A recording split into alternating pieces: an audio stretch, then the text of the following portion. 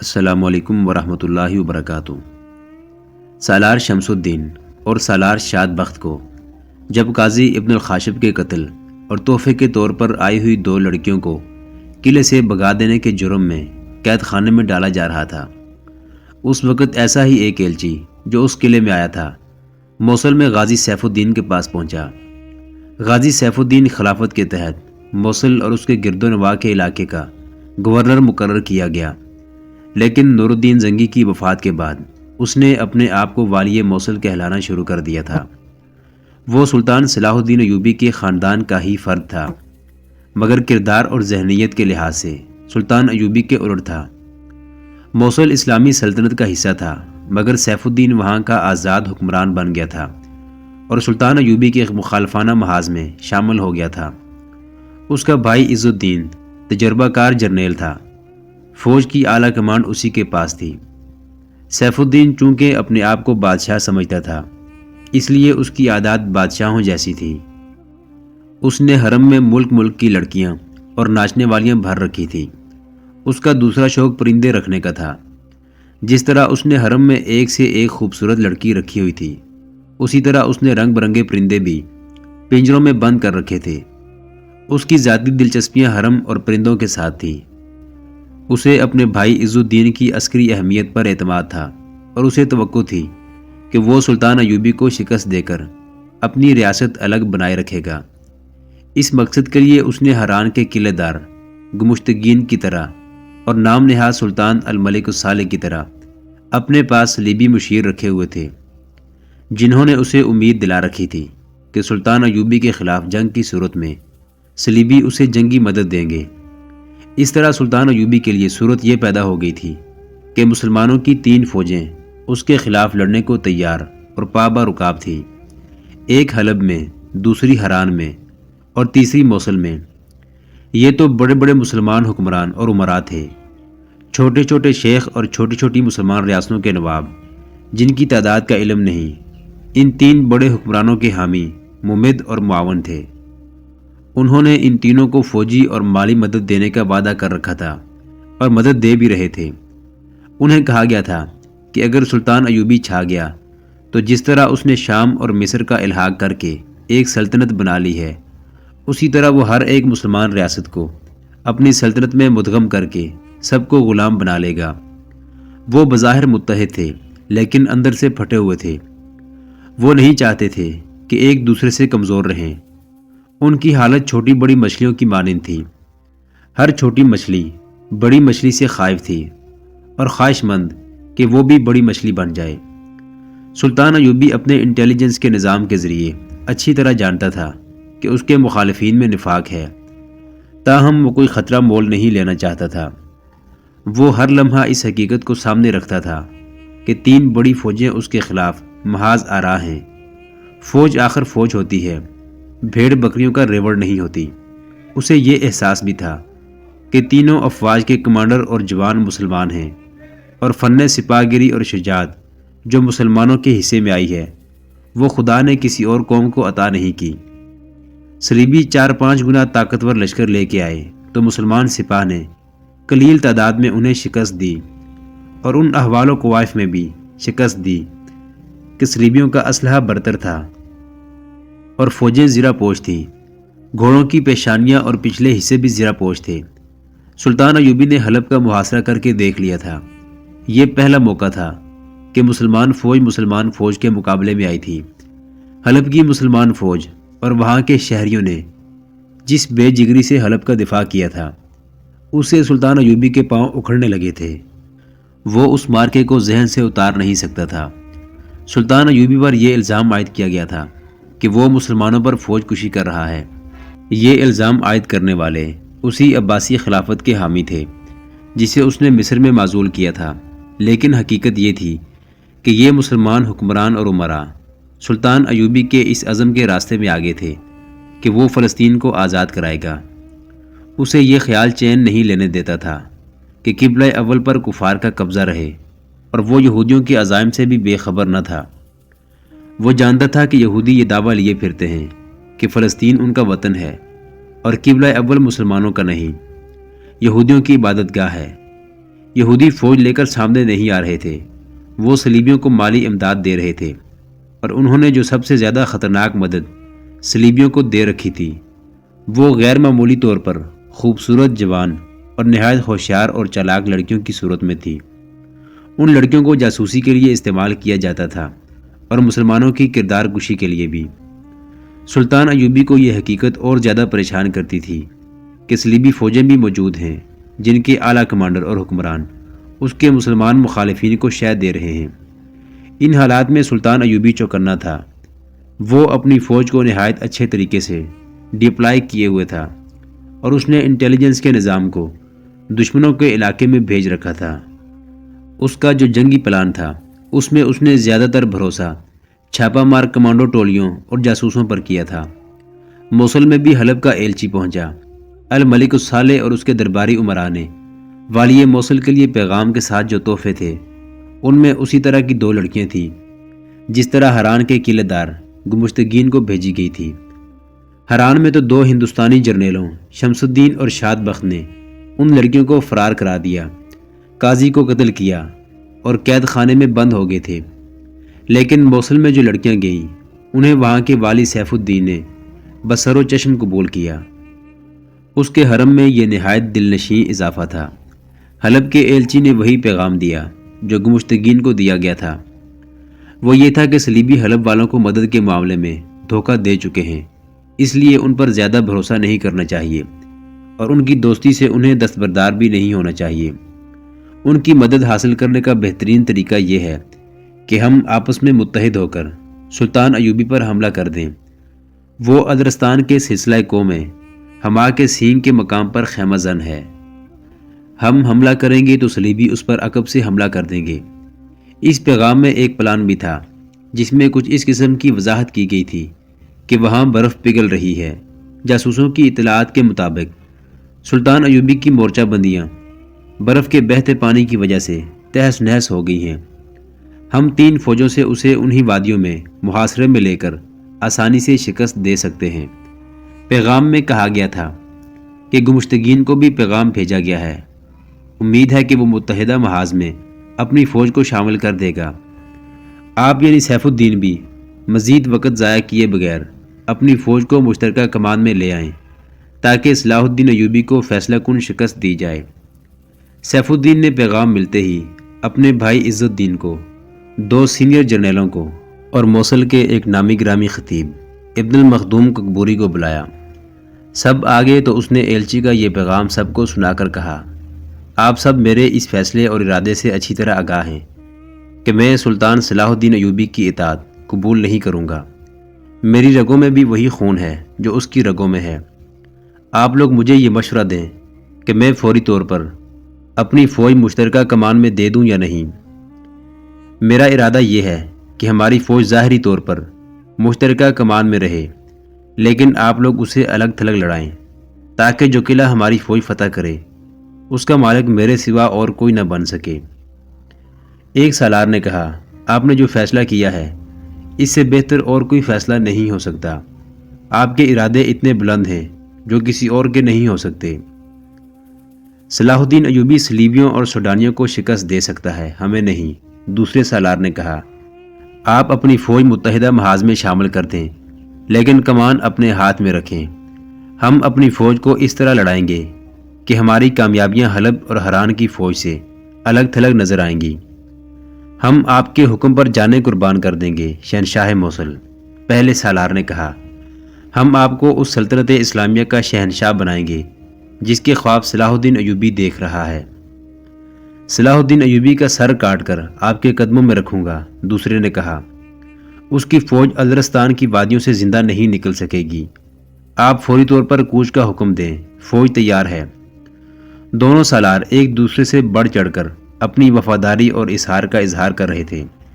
عز الدین خاموش بیٹھا اپنی باری کا انتظار کر رہا تھا اور خطیب ابن المخدوم کبھی ان سالاروں کو اور کبھی سیف الدین کو دیکھتا اور سر جھکا لیتا تھا۔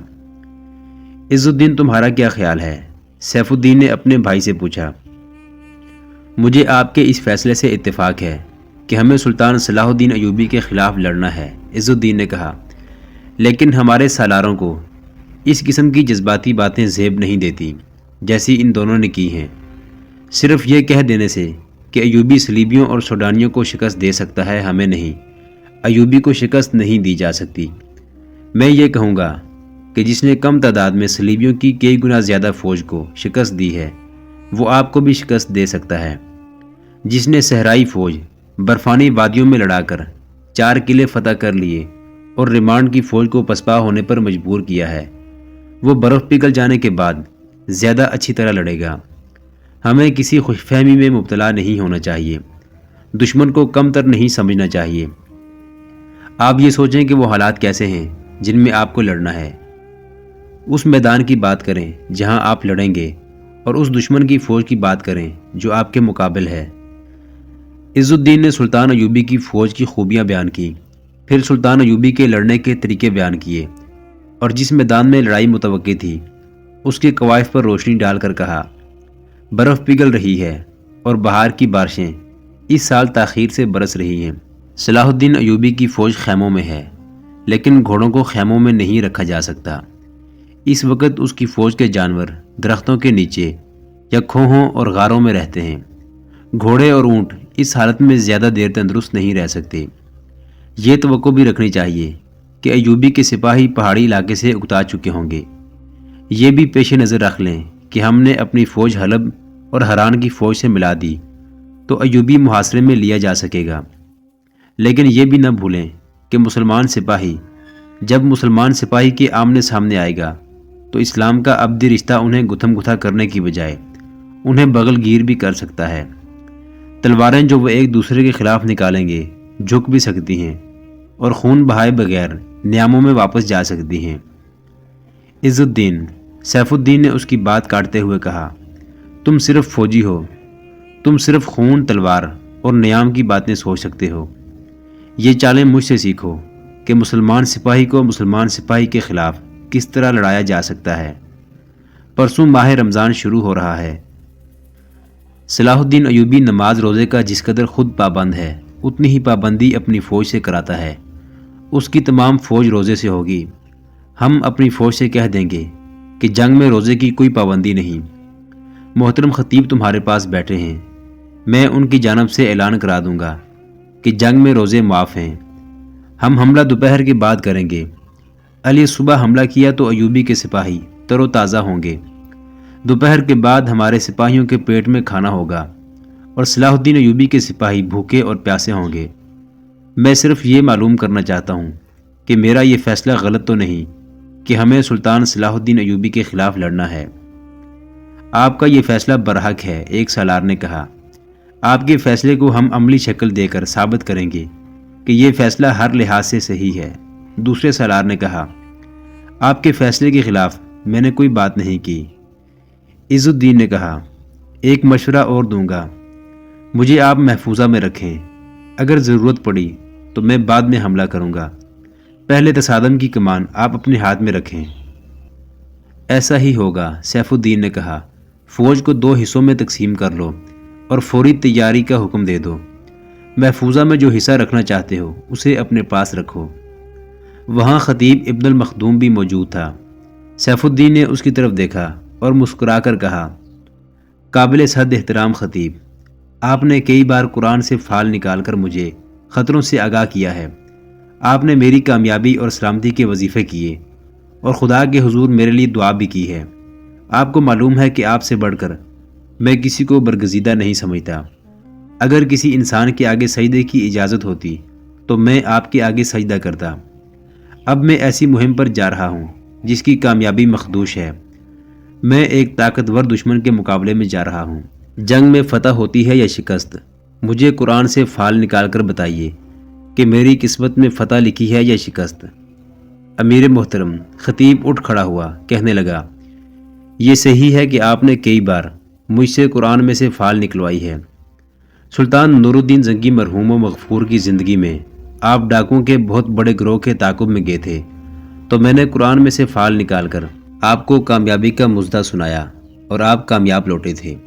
صلیبیوں کے خلاف آپ جب بھی گئے میں نے فال نکالی اور آپ کو خطروں سے خبردار کیا اور کامیابی کی خبر دی۔ اللہ کا شکر کہ میری نکالی ہوئی ہر فال سے ہی نکلی، مگر خطیب نے پہلے عز الدین کی طرف پھر دونوں سالاروں کو دیکھا اور کہا، مگر موصل کے امیر، اب بغیر فال نکالے میں آپ کو بتا دیتا ہوں کہ جس مہم پر آپ فوج لے جا رہے ہیں اس میں آپ کامیاب لوٹیں گے یا ناکام؟ جلدی بتائیے میرے محترم استاد، سیف الدین نے بےتاب ہو کر کہا۔ آپ کو ایسی بری شکست ہوگی جس میں آپ وقت پر نہ بھاگے تو آپ ہلاک ہو جائیں گے، خطیب نے کہا۔ اس مہم پر نہ خود جائیں، نہ اپنے بھائی کو بھیجیں، نہ اپنی فوج کو بھیجیں۔ سیف الدین کے چہرے کا رنگ بدل گیا۔ یہ بتانا مشکل تھا کہ وہ گھبرایا ہے یا ڈرا ہوا ہے۔ عز الدین اور سالاروں پر بھی خاموشی طاری ہو گئی۔ خطیب سیف الدین پر نظریں گاڑے ہوئے تھا۔ آپ نے قرآن تو کھولا نہیں، سیف الدین نے کہا۔ قرآن کے بغیر آپ نے فال کیسے نکالی؟ میں کیسے مان لوں کہ آپ نے مجھے جو بری خبر سنائی ہے وہ صحیح ہے؟ سنو موصل کے امیر، خطیب ابن المختوم نے کہا، میں آج آپ کو بتاتا ہوں کہ قرآن سے جو فالیں نکال کر میں آپ کو کامیابی کے مژدے سناتا رہا، ان کا قرآن کے ساتھ کوئی تعلق نہیں تھا۔ قرآن کسی جادوگر کی لکھی ہوئی کتاب نہیں۔ قرآن صرف یہ فال بتاتا ہے کہ جو اس مقدس کتاب میں احکامات خداوندی تحریر ہیں ان پر جو عمل نہیں کرے گا وہ ناکام اور نامراد رہے گا۔ اس سے پہلے آپ صلیب کے پرستاروں کے خلاف لڑنے گئے تو آپ کے کہنے پر میں نے قرآن کی فال آپ کو بتائی کہ آپ کامیاب لوٹیں گے۔ اس کے بعد آپ جس مہم پر بھی گئے میں نے آپ کو کامیابی کا مژدہ سنایا اور کہا کہ یہ قرآن کی فال ہے۔ ہر فال نیک تھی، جس کی وجہ صرف یہ تھی کہ آپ کی ہر مہم اور ہر کام خدا کے حکم کے عین مطابق تھا۔ مگر یہ مہم جس پر آپ جا رہے ہیں خدائی احکام کی صریح خلاف ورزی ہے۔ آپ کفار کے ہاتھ مضبوط کر رہے ہیں، ان سے مدد مانگ کر رسول مقبول صلی اللہ علیہ وآلہ وسلم کی ناموس پر فدا ہونے والوں کے خلاف لڑنے جا رہے ہیں۔ آپ کیسے کہہ سکتے ہیں کہ صلاح الدین ایوبی رسول مقبول صلی اللہ علیہ وآلہ وسلم کی ناموس پر فدا ہونے آیا ہے؟ سیف الدین نے بھڑک کر کہا، میں کہتا ہوں وہ ایک وسیع سلطنت کی سلطانی کا خواب دیکھ کر آیا ہے۔ ہم اس کا یہ خواب پورا نہیں ہونے دیں گے۔ اسے موت یہاں لے آئی ہے، اسے موت کے حوالے کر کے ہم صلیب کے پرستاروں کو ختم کریں گے۔ آپ مجھے کھوکھلے لفظوں کا فریب دے سکتے ہیں، خدا کو نہیں، خطیب نے کہا۔ خدا وہ سب کچھ جانتا ہے جو ہم سب نے اپنے اپنے دلوں میں چھپا رکھا ہے۔ فتح اس کی ہے جس نے اپنے نفس پر فتح پا لی۔ میں آج آخری پیشین گوئی کر رہا ہوں۔ شکست آپ کا مقدر ہو چکی ہے۔ اگر آپ اسلام کے پرچم تلے جائیں اور اللہ کی راہ میں قتال اور جہاد کے لیے نکل کھڑے ہوں تو آپ کے مقدر کا لکھا ٹل سکتا ہے۔ محترم خطیب، عز الدین بول پڑا، آپ اپنے مذہب اور اپنی مسجد سے سروکار رکھیں۔ جنگی امور، سلطنتوں کے معاملات کو آپ نہیں سمجھ سکتے۔ آپ ہمارا دل اور ہمارا جذبہ توڑنے کی کوشش نہ کریں۔ ہم ان عناصر سے مالا مال ہیں جن سے جنگ جیتی جا سکتی ہے۔ اگر آپ جنگ کو مذہب اور مسجد سے الگ کر کے لڑیں گے تو نہ آپ کا دل ساتھ دے گا نہ جذبہ، خطیب نے کہا۔ آپ نے صحیح فرمایا کہ میں جنگی امور سمجھنے سے قاصر ہوں، لیکن میں یہ ضرور جانتا ہوں کہ جنگ صرف ہتھیاروں اور گھوڑوں سے نہیں جیتی جا سکتی۔ جنگ اس عسکری قابلیت سے بھی نہیں جیتی جا سکتی جس پر آپ کو ناز ہے اور جس کے بھروسے پر آپ قرآن کے احکام کی خلاف ورزی کے مرتکب ہو رہے ہیں۔ ایک عنصر اور بھی ہے جو فتح کو شکست میں بدل دیا کرتا ہے۔ سب نے چونک کر اس کی طرف دیکھا۔ اس نے کہا، جس قوم کا حکمران خوشامد پسند ہو جائے وہ اپنے ساتھ قوم اور ملک کو بھی لے ڈوبتا ہے۔ وہ حکومت کے امور خوشامدیاں اور غلامانہ ذہنیت رکھنے والوں کے حوالے کر دے تو وہ ایک آزاد اور خوددار قوم کو بھوکی ننگی اور غلام رعایا میں بدل دیتے ہیں، اور جب یہ حکمران فوج کی کمان خوشامدی سالاروں کو دے دیتے ہیں تو ملک کو دشمن کھا جاتا ہے۔ خوشامدی سالار اپنے ماتحتوں سے خوشامد کرواتے ہیں، پھر ان کا مقصد قوم اور ملک کے لیے لڑنا نہیں بلکہ حکمران کی خوشنودی حاصل کرنا بن جاتا ہے۔ میں نے آپ کے اس دربار میں دیکھا ہے کہ دونوں سالاروں نے آپ کی ہاں میں ہاں ملائی ہے اور ایسی جذباتی باتیں کی ہیں جو جنگجو نہیں کیا کرتے۔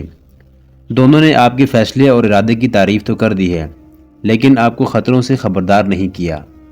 انہوں نے آپ کو یہ مشورہ نہیں دیا کہ صلیبی تم سب کو گھیرے میں لیے ہوئے ہیں، مسجد اقصی پر کفار کا قبضہ ہے، لہٰذا ان حالات میں بہتر یہ ہوگا کہ کہ آپ گمشتگین اور حلب کے امراء وغیرہ صلاح الدین ایوبی کے پاس جائیں اور اگر آپ ہی سچے ہیں تو اسے جھوٹا اور سلطانی کا لالچی ثابت کریں۔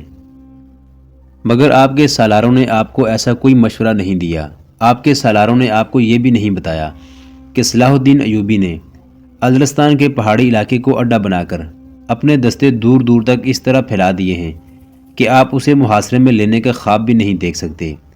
آپ اس کے چھاپہ ماروں سے اچھی طرح واقف ہیں، لیکن آپ کے سالاروں نے آپ کی آنکھوں پر پٹی باندھ کر یہ پہلو آپ کی نظروں سے اوجھل کر دیا ہے کہ ایوبی کے جاسوس اور چھاپہ مار آپ کے سینے سے راز نکال کر لے جا سکتے ہیں اور آپ کے حرم کی لڑکیوں کو اٹھا کر لے جا سکتے ہیں۔ آپ کی فوج یہاں سے کوچ کرے گی تو صلاح الدین ایوبی کو آپ کی فوج کی رفتار، تعداد اور کوچ کی سمت کا علم ہو جائے گا۔ سلطان موصل ایک سالار نے غصے میں آ کر کہا، کیا ہم اپنی توہین برداشت کرتے رہیں؟ مسجد میں دن رات بیٹھ کر اللہ اللہ کا ورد کرنے والا ہمارا استاد بننے کی جسارت کر رہا ہے، یہ آپ کے فیصلے کی مخالفت کر کے ہمارے سامنے آپ کی توہین کر رہا ہے۔ مجھے سن لینے دو، سیف الدین نے کہا، میں محترم خطیب کو ابھی تک احترام کی نگاہوں سے دیکھ رہا ہوں۔ بولیے محترم خطیب، عز الدین نے طنزیہ لہجے میں کہا۔ اس کے بعد آپ کو یہ بتانا ہوگا کہ آپ کی وفاداریاں کس کے ساتھ ہیں، ہمارے ساتھ یا صلاح الدین ایوبی کے ساتھ؟ میری وفاداریاں اللہ اور اس کے رسول صلی اللہ علیہ وآلہ وسلم کے ساتھ ہیں، خطیب نے عز الدین سے کہا۔ میں آپ کی تعریف اتنی سی کروں گا کہ آپ نے اپنے بھائی کو دو چار باتیں تو حقیقت کے رنگ میں بتائی ہیں، باقی آپ نے بھی دماغ اور آنکھیں بند کر کے بات کی ہے۔ عماد الدین بھی تو آپ کا بھائی ہے، کبھی سوچا آپ نے کہ وہ صلاح الدین ایوبی کا دوست کیوں ہے اور آپ کی حمایت کے لیے کیوں نہیں آتا؟ آپ ہمارے خاندانی معاملات میں دخل نہ دیں، عز الدین نے کہا۔ آپ دراصل ہم پر یہ ثابت کرنا چاہتے ہیں کہ سلطان صلاح الدین ایوبی خدا کا بھیجا ہوا پیغمبر ہے اور ہم سب کو اس کے آگے سجدے کرنے چاہیے۔ آپ کو صرف یہ کہا گیا تھا کہ قرآن سے فال نکال کر بتائیں کہ ہماری یہ مہم کامیاب رہے گی یا ناکام۔ محترم ناظرین، سلطان صلاح الدین ایوبی کی تاریخ پر مشتمل سیریز دیکھنے کے لیے چینل کو سبسکرائب ضرور کر لیں۔